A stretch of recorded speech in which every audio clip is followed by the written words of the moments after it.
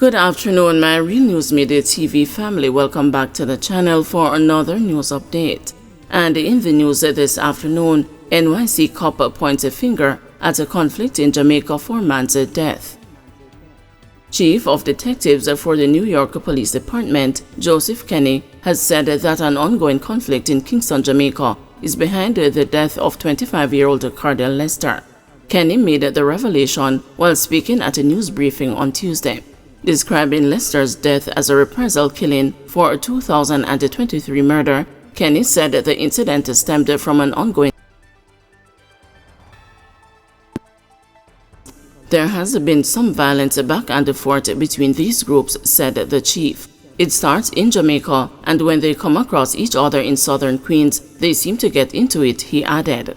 Kenny further shared that Lester was inside a building in Queens when gunfire erupted and resulted in the 25-year-old being shot in the head. It's like a 1 in a million shot. Lester is standing in a hallway. The bullet goes through the hallway and hits him in the head, Kenny continued. Lester, who was visiting the United States from Jamaica, was killed in Queens, New York on May 4. No arrests have been made. Truck driver on murder rap after reported confession that he was there. 22-year-old truck driver Tyrese Dixon of Top Halls Hall, Clarendon, has been charged with murder, conspiracy to murder, accessory before the fact, and attempting to pervert the course of justice in relation to the chopping death of an elderly man on Sunday, November 5, 2023. Dead is 82-year-old Eustace Ricketts, a former of Top Halls Hall. Reports from the Maypen police are that about 3:30 a.m., Dixon and an accomplice allegedly forced their way into Ricketts' home and chopped him to death. Dixon later reportedly told the police investigators that he knew nothing about the murder as he did not witness it. Following extensive investigations, Dixon's involvement in the murder was reportedly borne out and he was arrested.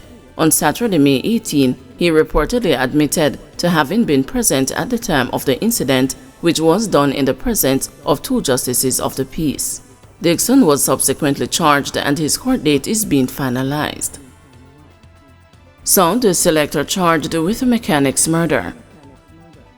33-year-old Ontroy Campbell, otherwise called DJ Terry, a sound selector of Horton Grove Ramble in Hanover, has been charged with murder arising from an incident along the Macfield Main Road in Withorn, Westmoreland on Thursday, May 2. Dead is 42-year-old Dwayne Otti, otherwise called Sparrow, a mechanic of Betheltown in Westmoreland. Reports from the Savannah Lamar police are that about 9:15 p.m., citizens heard explosions and summoned them. On their arrival, Otti was seen lying face down in a pool of blood with a gunshot wound to the upper body. He was transported to hospital where he was pronounced dead. After an investigation was launched, Campbell was taken into custody and was charged on Monday, May 20, after an interview in the presence of his attorney. His court date is being finalized. Jamaicans must be consulted before amending constitution, says NIA. One of Jamaica's anti-corruption watchdogs is calling for the government to fully involve all Jamaicans before amending any aspect of the current constitution. Director of National Integrity Action, Daniel Archer, said amending the constitution without the involvement of every Jamaican is a bad sign and ill-conceived. Ms. Archer made the call in response to concerns regarding the leader of opposition holding British citizenship. Noting that it is permitted by Jamaican law, Ms. Archer pointed out that both the Governor-General, who is the King's representative, and the Prime Minister swear loyalty to the King of the United Kingdom. But she said the transition from a constitutional monarchy must include a solemn commitment to the Jamaican people and not the Parliament of Jamaica.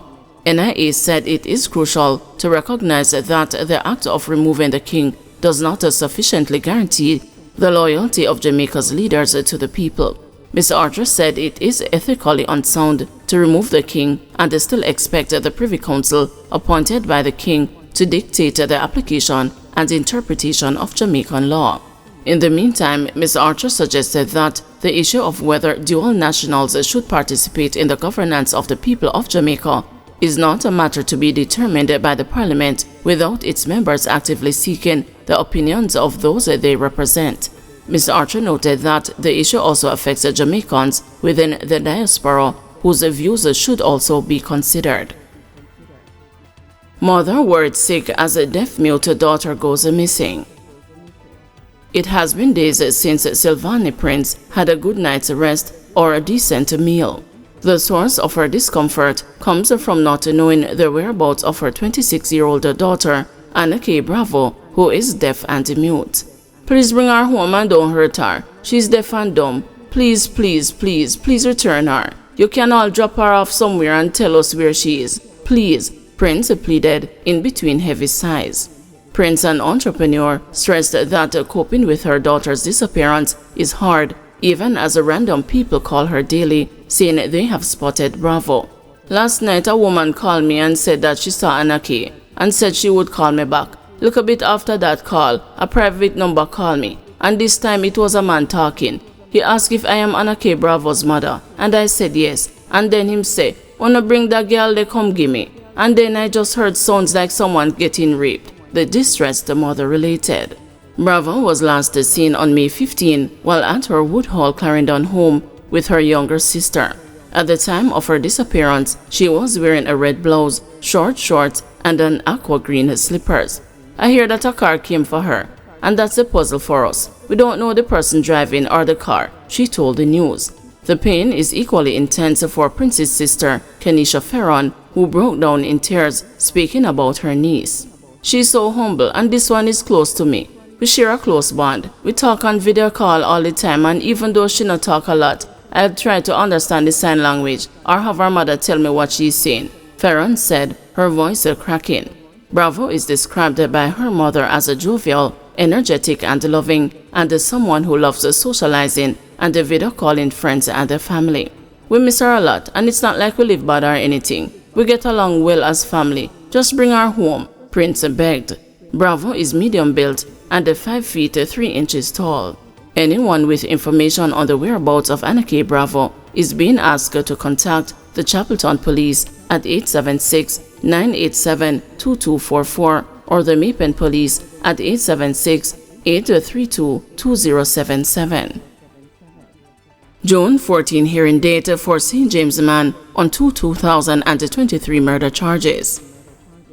The St. James Parish Court has set June 14 as the committal hearing date for Nigel Madaras Bailey, the man charged with the 2023 murders of Kemar Henry and Owen Morris, to determine when his case will go before the St. James Circuit Court.